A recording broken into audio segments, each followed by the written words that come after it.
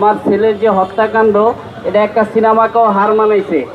আমার ছেলেকে 20শে জুলাই এই বাংলাদেশ পেটুয়া বাহিনী, আওয়ামী লীগ বাহিনী, পুলিশ লীগ আমার সন্তানকে নির্মমভাবে গুলি করে মেরে ফেলে।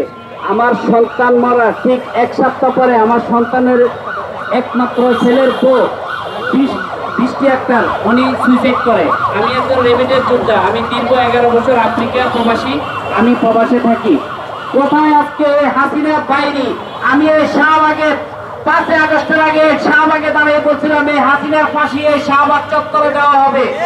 আমরা বেঁচে থাকতে হাসিনার ফাঁসি আমরা কার্যক্রম করব এই বাংলার মাটিতে।